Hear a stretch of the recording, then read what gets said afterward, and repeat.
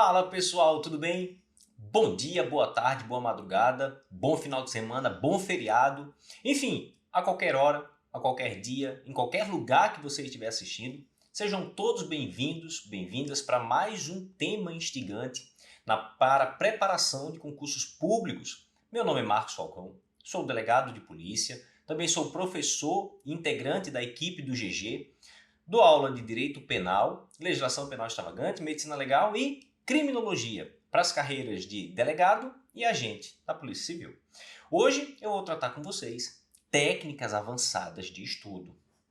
A ideia é contribuir com um pouco da minha experiência para aumentar, reforçar o estudo de vocês, a preparação para o concurso que você tem escolhido.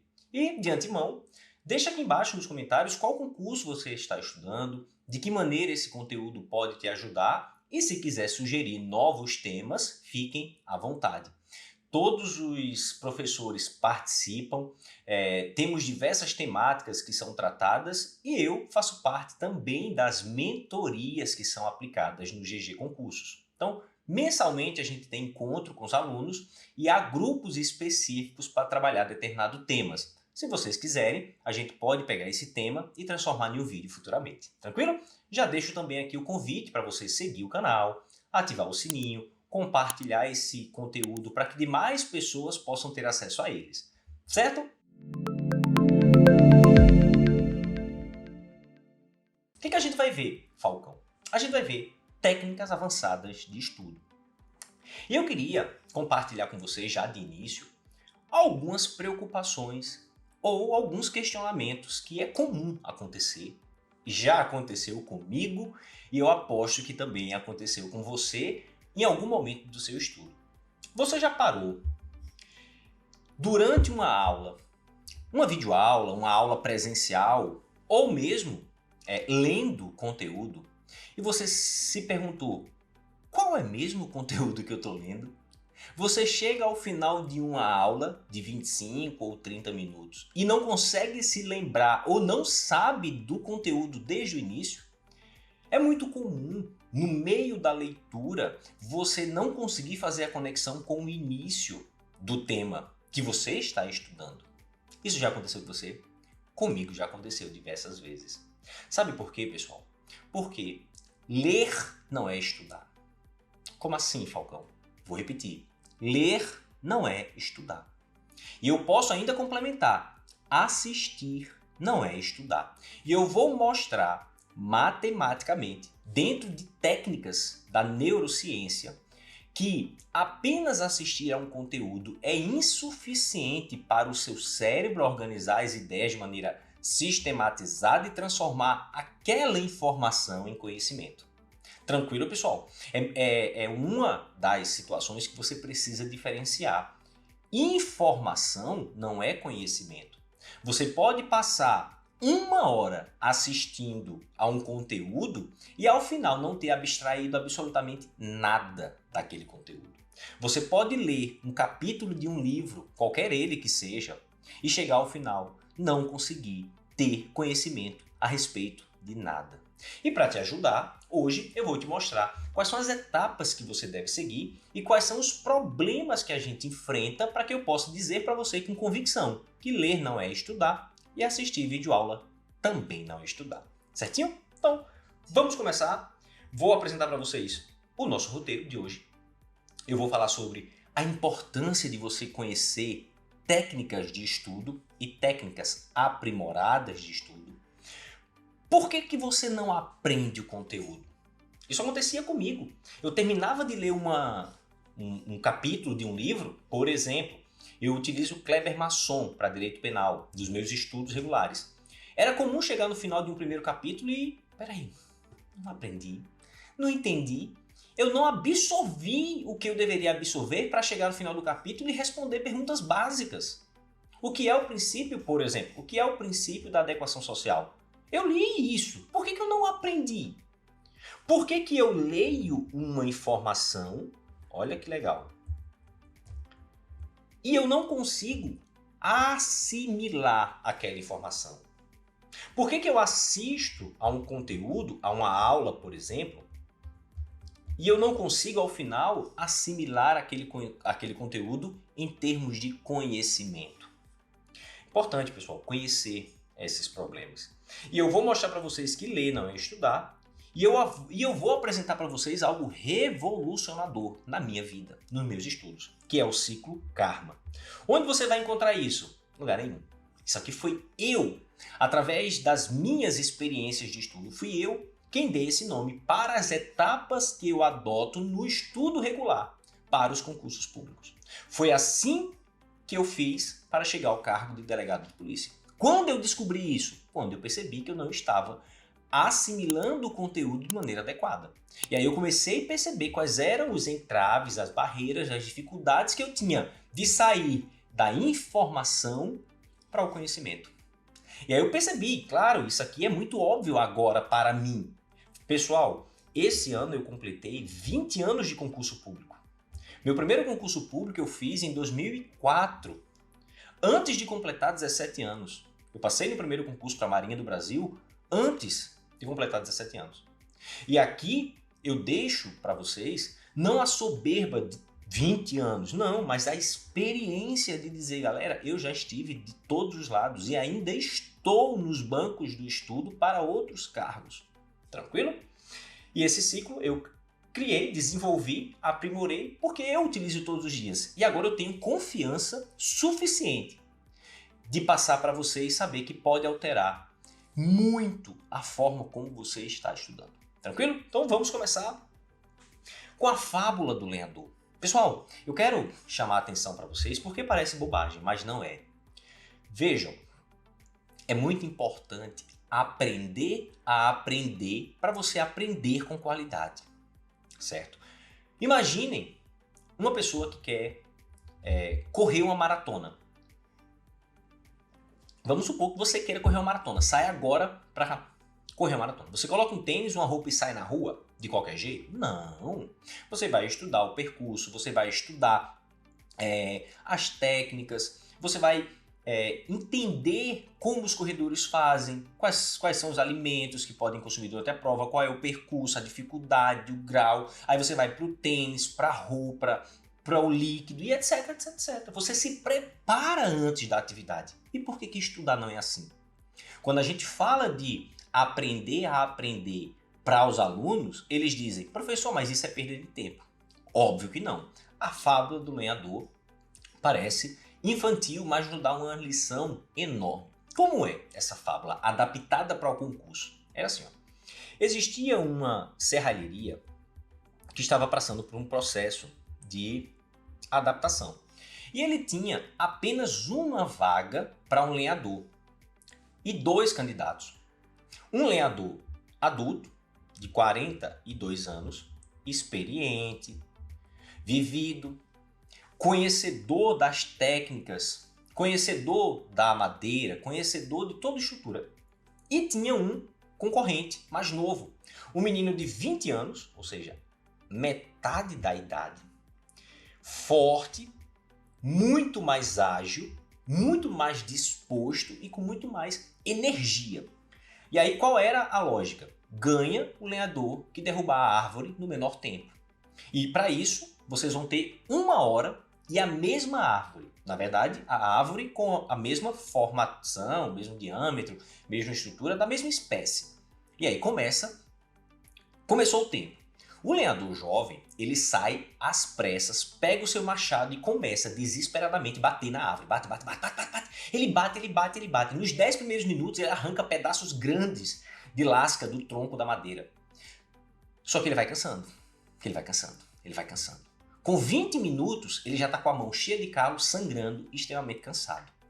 O lenhador experiente, ele para, quando se inicia o tempo, pega uma pedra de amolar e afia o seu machado com muita tranquilidade, sabedor de que, utilizando a ferramenta adequada do modo certo, isso vai poupar tempo, energia e esforço.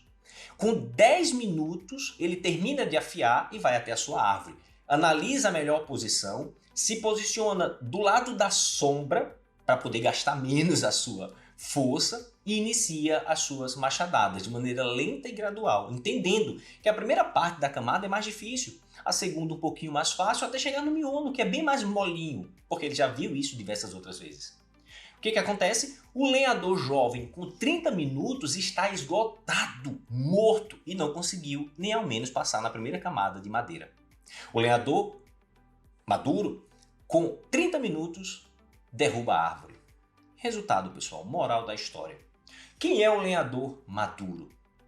Eu posso me colocar como um lenhador maduro? Sim, porque eu tenho 20 anos de experiência. Os professores do UGG podem se colocar como lenhadores maduros? Sim, porque são professores, já passaram em concurso, já viram essa máquina e essa roda girar diversas vezes e têm experiência suficiente para pegar na tua mão e dizer: é aqui que você vai, filho. Vem conosco que a gente sabe o caminho da aprovação. O GG Concursos é um dos players que mais aprovam.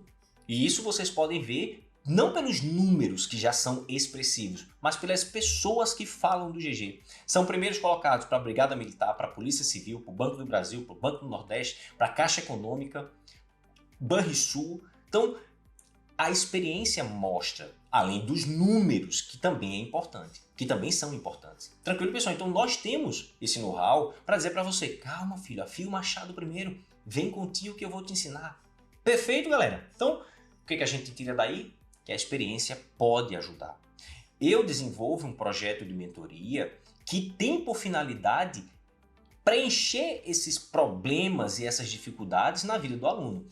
No planejamento, na preparação e na organização do estudo, nas técnicas especiais de estudo, técnica de estudo, de memorização, de realização de prova, de técnica de prova oral, prova discursiva, também programação neurolinguística. Tranquilo? Então, por quê? Pela experiência, pela transferência de conhecimento que essa pessoa aqui tem e sobra. Certinho, pessoal? Então, afiadas as ferramentas, vamos para as perguntas. Professor Falcão, por que eu não aprendo ao final de uma leitura de um capítulo? Falcão, eu termino a videoaula e eu não consigo me recordar ou não consigo nem saber por que eu iniciei o estudo ou qual era o tema que eu estava estudando. Galera, são perguntas muito corriqueiras e comuns que a gente vai ver os motivos, quais são os motivos mais frequentes levantados e como fazer de maneira diferente para ter resultado diferente. O primeiro motivo é o tema difícil. É possível que o tema seja complicado? Sim. É possível você estudar temas complexos e não se recordar ao final? Normal. Aí você vai ter que revisar, você vai ter que ver novamente, buscar outro material, conciliar com outras ferramentas para poder, a partir dali, abstrair o conhecimento. Mas é o comum? Pessoal, dificilmente. Por exemplo, em informática, existem diversos assuntos muito complexos que você, por mais atento que esteja, por mais que você utilize o protocolo que eu vou te passar, o ciclo Karma, por mais que você coloque em prática essas dicas, pode ser que não seja tão eficiente da primeira vez. Você vai ter que rever, revisar, refazer para poder ter um grau maior de abstração, de conhecimento. Perfeito, mas não é a regra. Tem temas muito simples. Quer ver exemplos de temas simples? Aplicação da lei penal, no tempo e no espaço. Eu costumo dar essa aula, é a segunda aula dos blocos de matérias que eu ministro para as turmas de polícia, e a galera tem muita dificuldade. Por quê? Por causa desses problemas que eu vou passar para vocês. Mas é um tema fácil. A maioria dos assuntos são temas fáceis. Segundo problema, confundir aprender com memorizar. A galera acha que ela vai aprender e memorizar no mesmo processo, e são processos diferentes. Como assim, Falcão? Você não pode memorizar algo sem antes aprender. Então, a memorização é uma etapa seguinte ao aprendizado. Se você não aprende, você não consegue memorizar. Ou pelo menos, você memoriza de maneira errada. Vou dar um exemplo para vocês. Eu, Falcão, recentemente fiz uma prova e eu errei. Sabe por que eu errei? Porque eu aprendi errado. Eu tinha memorizado errado e coloquei na prova de maneira errada. Uma questão discursiva, uma questão até direta. Perguntava o que era adoção intuito persona. Era essa a pergunta. Descreva a respeito da adoção intuito persona no direito brasileiro. Como eu tinha aprendido de maneira errada, eu memorizei de maneira errada e coloquei esse conteúdo na prova. Resultado, errei a questão. Depois que eu vi o espelho, foi que eu me dei conta que eu havia feito uma confusão no processo de assimilação entre o contato com a matéria e o conhecimento necessário. Então, aprender é a primeira coisa. Por isso você tem que aprender corretamente, aprender o assunto de maneira adequada, para você memorizar de maneira adequada. E aí, dentro do processo, dentro do ciclo que eu vou te passar, do protocolo, você poder ter a certeza que esse conhecimento vai te levar à aprovação. Que é para isso que a gente está aqui. É para isso que nós gastamos toda essa energia. É para isso que você está perdendo seu tempo ou aplicando o seu tempo aprendendo a aprender. Para você ser aprovado. Senão não faz sentido, né? Perfeito? Então, confusão entre aprender e memorizar é normal. Estudo ativo e estudo passivo. Pessoal, leitura e assistir são formas de estudo passivo. E quanto mais passivo, menos resultado você tem. Menos eficiência no processo de aprendizagem. E vocês vão ver que esse processo de aprendizagem ele é integrado e ele é composto por algumas etapas obrigatórias, senão você não aprende. E no estudo passivo é muito fácil e cômodo as etapas. Por quê? Porque você pula. E eu conheço cabeça de concurseiro, porque eu já estive em posições diversas. Eu já trabalhei como fiscal de banca, eu já trabalhei como coordenador de concurso, de banca para concursos, sou candidato até hoje para os cargos da magistratura, fui candidato para o cargo de delegado por 11 concursos durante 4 anos, nos quais eu reprovei em 7 e aprovei em 4. Então, eu sei do que eu estou falando. Quando eu digo que o estudo passivo é muito cômodo, que você pula etapas, como é que eu devo fazer? Adotar o máximo possível de conteúdo ativo, métodos de estudo ativo. Falcão, você pode falar mais? Posso. É compromisso para um próximo vídeo para eu trazer aqui para vocês quais são as formas de estudo passivo e por que não funcionam adequadamente e quais são as formas de estudo ativo que funcionam adequadamente e que te levam a um outro patamar de eficiência e de resultado. É para isso, pessoal. Quando o nadador ele aprimora a técnica, não é pela aprimoração, é para ter um resultado melhor, o que? Diminuição do tempo na prova. Quando um corredor compra um tênis melhor e trabalha uma determinada técnica de movimento de braço ou de respiração, não é pela técnica, é pelo resultado. Assim como melhorar o estudo não é pela melhora, mas sim pela aprovação. Que é isso que mede se você é vitorioso ou não. E eu nem falo aqui fracassado, eu falo vitorioso ou não no que você se propôs a fazer. Tranquilo, pessoal? Se era só fazer a prova, tá bom. Mas se era ser aprovado, opa. Se era terminar a corrida, você terminou, perfeito. Mas se era ocupar o pódio em uma das posições e você não ocupou, opa. Tranquilo? Então, utilizem estudo ativo. Quarto problema. Você assiste ou lê apenas para terminar o assunto. É muito comum as pessoas começarem a estudar lendo, quantificando as páginas. São apenas 48 páginas. No meu ritmo de leitura, quando se tem essa análise do ritmo de leitura, dá mais ou menos 4 horas. Cara, mas aí não é o correto. Pessoal, você assistir ou ler para terminar o assunto é tão ineficaz quanto não ler ou não assistir. Por quê? Porque o seu cérebro ele vai focar apenas no final. Qual é qual é o grande motivo que está levando ele a fazer a atividade? É aprender ou terminar? É terminar. Então ele vai buscar sempre isso. Sempre recursos para aprimorar aquele movimento para chegar ao resultado que você quer, que é terminar o assunto. Por isso que só assistir e só ler é tão complicado quando você tem na cabeça que é para chegar ao final. Certinho? Outro problema, focar no meio e não no fim.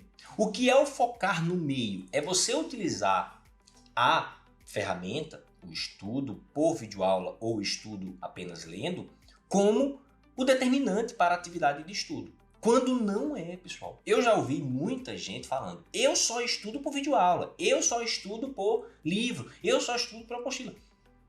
Você está focando no meio. Quando o objetivo é focar o fim, como é que você deve se comportar? Eu estudo por aquele meio que me dá mais resultado. E qual é o resultado? Aprendizagem. Uma videoaula pode ser uma fonte de aprendizagem? Óbvio que sim. Um capítulo de um livro pode ser fonte de aprendizagem? Óbvio que sim, desde que você saiba aprimorar. Tranquilo? Desde que você saiba utilizar. Sexto problema, estudar para bater o edital. Porque, novamente, você está usando o quê? Você está usando o meio e não o fim. Você não estuda para bater, você estuda para aprender. A grande sacada é essa. Terminar o edital por terminar não faz sentido nenhum se você não se recorda ou não aprendeu um dos assuntos no meio daquele edital. Tranquilo? E o último problema que eu levantei aqui foi estudar depois do edital, o que faz com que você tenha pressa, porque geralmente depois que sai o edital, a prova vem de 45 a 60 dias, não passa disso. Depois que o edital é lançado, 45 a 60 dias, e quem estuda depois do edital já está atrasado. Tranquilo, pessoal? Agora eu posso dizer para vocês com tranquilidade que ler e assistir não é estudar. Ler e assistir são atividades secundárias no processo do estudo. Como assim, professor? Veja, primeiro que a leitura e assistir são formas de estudo passivo. E quanto mais passivo, menos eficiente. Perfeito, já falamos sobre isso e no próximo vídeo eu falarei sobre formas específicas de estudo ativo e estudo passivo e como aprimorar, como utilizá-las da melhor forma. Perfeito? Modo automático. Quando se lê ou quando se assiste, é muito comum ligar o modo automático. Deixar a aula ir passando apenas com fone ou ir lendo apenas passando os olhos sem nenhum tipo de acuidade, atenção. O professor faz uma piada ou conta algo a respeito do assunto muito sério, tanto faz. O professor pode estar falando sobre uma receita de bolo ou falando sobre os prazos de prescrição e teu cérebro está da mesma maneira. Por quê? Porque você ligou o modo automático. Quando não se liga a velocidade 2.0, 2.7, como eu já vi alunos se vangloriando, eu estudo na velocidade 2.7 com compreensão. Filho, pelo amor de Deus, né? Você tá só assistindo. Aí o cara ainda falou, hoje eu vi 17 aulas. Se perguntar, a última aula, ele não aprendeu o conteúdo da última aula. Quanto mais da primeira. O cérebro já descartou. Porque o cérebro está preparado para bater, para fazer série, fazer Netflix do estudo. Bater quanto mais possível. Próximo episódio, próximo episódio, próximo episódio. Só que não é tão agradável quanto assistir uma série. Porque tem imagem, tem emoção, tem gente, tem um enredo. Aí você consegue abstrair um pouco mais. Do estudo, não. O estudo, não. Tranquilo, pessoal? Outro problema, desabilitação do filtro. Quando você apenas assiste a um conteúdo, geralmente você desabilita o filtro crítico a respeito de perguntas que podem ser respondidas numa conversa pessoal. Por exemplo, se eu estiver falando sobre erro de tipo e eu não der o conceito de erro de tipo, na aula presencial um aluno pode levantar a mão. Professor, peraí, mas erro de tipo é o que mesmo? Tá, então eu esqueci de falar. Erro de tipo é isso, isso e isso. Aí o aluno vai dizer, professor, ainda não entendi. Tá, então vamos mudar o assunto. Na videoaula não. Na videoaula, como você não tem essa interação, você desabilita o filtro porque não tem como você ser crítico. E muitas vezes o que o professor está falando, às vezes nem se conecta na tua cabeça, mas você está pouco se lixando porque o importante é terminar a videoaula ou acabar o capítulo do livro. Tranquilo, pessoal? Show de bola? E aqui eu entro no ciclo karma. Depois de falar dos problemas, depois de falar por que estudar não é ler ou não é apenas assistir, eu vou dizer para vocês, eu vou finalizar mostrando aqui o que é o ciclo karma. Para isso, óbvio, chama a atenção daquelas pessoas que queiram continuar recebendo o nosso conteúdo, segue, ativa o sininho, participa da nossa da rede para que a gente possa cada vez mais levar o conteúdo e você participar dessa comunidade. Tranquilo, pessoal? Também compartilha com as pessoas que você sabe que está estudando e que esse e outros conteúdos podem ser úteis, certo? Então, o que é o ciclo Karma? O que eu falei para vocês no início foi que eu adotei essa forma que eu vou passar para vocês durante os meus estudos para delegado de polícia.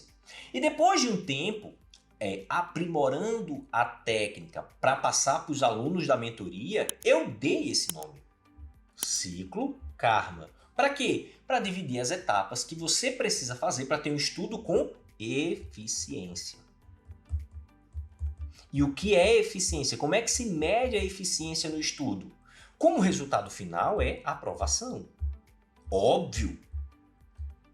Não adianta um time se manter na primeira posição da tabela do campeonato brasileiro e no último jogo cair de primeiro para segundo. Ele não vai ser campeão. Não adianta nada você fazer 75, 80 pontos em todos os simulados e no dia da prova fazer 50 pontos de 100. Vai ser reprovado.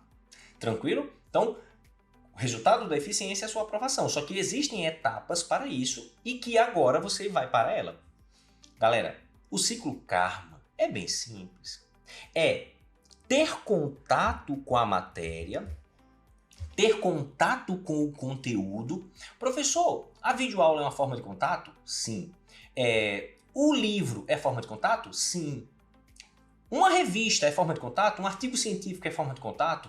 O jornal do almoço é forma de contato com a matéria? Sim. É qualquer instrumento que leve você à informação. É contato com o conteúdo, contato e a partir desse contato ter informação. Perfeito? Hoje nós vamos ficar só aqui. A questão do armazenamento, existem técnicas para que você coloque em prática para armazenar o conteúdo na sua cabeça. Existem técnicas de resgate desse conteúdo. Você precisa manter esse conteúdo na sua cabeça até o dia da prova e fazer avaliações constantes para saber direcionar. E essas avaliações também vão subsidiar as adaptações e os avanços que você vai fazer. É isso aqui, pessoal. Ciclo Karma é um mnemônico para contato, armazenamento, resgate, manutenção e a avaliação do conhecimento. Hoje, para confirmar que estudar e assistir, que ler e assistir não é estudar, nós vamos ficar só com o contato. E o contato é dividido em 3 etapas. É aí que tá, pessoal, o segredo do aprender o conteúdo. Tá aqui, ó. O contato você vai ter pela videoaula? Sim. Pelo livro? Sim. Pela apostila? Sim. Pela aula presencial? Sim. Só que o contato ele é dividido em 3 etapas. Primeira etapa, conhecer o assunto. Você pode ser um leigo no assunto, nunca ter visto aquele assunto e, a partir daquele contato com a informação, passar a ser um conhecedor. Só que veja, ainda não é conhecimento. Conhecer de um tema não quer dizer que eu tenha conhecimento sobre ele. Eu conheço de física quântica, mas eu não tenho conhecimento sobre física quântica. Eu sei o que é, mas não sei a ponto suficiente de aplicá-lo e de ter um resultado a partir desse conhecimento. E qual é o resultado? Se caísse numa prova, pergunta sobre física quântica. Se eu tivesse que fazer uma redação sobre física quântica, se eu fosse arguido sobre física quântica, eu seria um fracasso. Tranquilo, pessoal? Porque o meu conhecer foi apenas a primeira parte desse contato. Certo? Depois a gente vai interpretar e, por fim, assimilar. O conhecimento. Como é que você passa a conhecer o tema? Quando é que você sai da ignorância para o conhecimento consciente? Pessoal, livro, videoaula, apostila, periódicos, revistas especializadas, artigos científicos, programas, YouTube. No GG a gente tem a videoaula, tem o material, tem a plataforma de exercício. Tudo isso é formas de você conhecer o assunto. Só que na videoaula você precisa saber que é o primeiro contato que você está tendo. Você está saindo muitas vezes da ignorância para saber a respeito do assunto.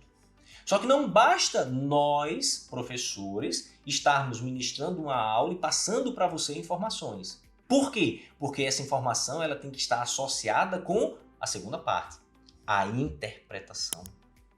Pessoal, geralmente 99% das pessoas que somente assistem, apenas assistem para conhecer. Elas não fazem o trabalho de interpretação. Por quê? Porque liga o piloto automático por causa de todas aquelas etapas que a gente passou anteriormente. Tranquilo? E como é essa interpretação? Espera lá, o que o professor está falando faz sentido? Eu consegui, através da informação passada, dar uma interpretação para que eu possa, através dessa interpretação, ter algo que solidifique a minha base? Exemplo, se eu falar para você, o erro de tipo afasta o dolo, faz sentido essa frase? Aí você vai dizer, para mim é normal. Claro, se você não fizer uma interpretação de todas as suas, todos os elementos que estão nessa informação, tanto faz. O erro de tipo afasta o dolo, acabou. Mas se você falar, peraí, mas o que é erro de tipo?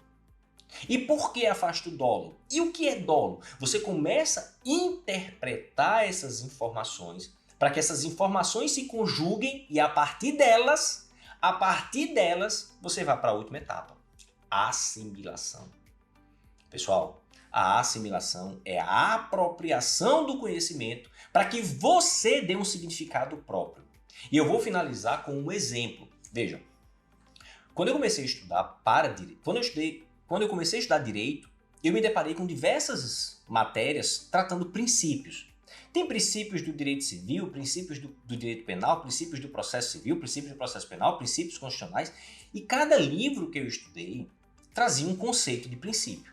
Por exemplo, direito administrativo, Matheus Carvalho dizia que princípios e trazia lá 8, 9, 10 linhas. Tu chegava no final e falava, meu Deus, não entendi nada. Por quê? Porque eu estava saindo do estado de leigo para conhecer o assunto. Só que eu não estava interpretando para dar um significado e a partir dele me apropriar, assimilar esse conteúdo para que eu pudesse, através desse entendimento, ter o meu conceito. Até que quando eu comecei a ter essa informação que eu passei para vocês, eu dei um conceito de princípio. Princípios são valores que orientam a produção, interpretação e aplicação do direito. E aqui eu posso encaixar direito civil, processo penal, direito penal, enfim. Uma informação que foi conhecida, interpretada e assimilada. Galera, nunca mais eu esqueci o conceito de princípio. Princípios são valores que orientam a produção, a interpretação e a aplicação do direito. Se eu tivesse falado de direito penal, eu falaria do direito penal, do direito processual. Isso só um exemplo de uma informação. Pode fazer isso com tudo? Pode e deve. Tranquilo, pessoal? Então, é isso. Agora eu confirmo com vocês que ler não é estudar, assistir não é estudar, sem que você faça essas 3 etapas. Que você tenha contato com o conteúdo, que você conheça da matéria, interpretando as informações para que você se apodere delas e assimile-as da forma como o seu cérebro vai dar vida. Aí você planifica o conhecimento. Tranquilo, pessoal? Então, esse era o conteúdo que eu queria passar para vocês. Nos sigam para mais conteúdos como esse. Ativem o sininho, repassem a informação. No nosso próximo contato eu vou trazer as formas de estudo ativo e passivo. E foi uma satisfação. É um enorme prazer poder contribuir, fazer parte desse time. Lembrem-se que a diferença entre sonho e realidade é a quantidade certa de tempo e de trabalho, conforme William Douglas. Desejo a todos bons estudos e pau na máquina. Valeu?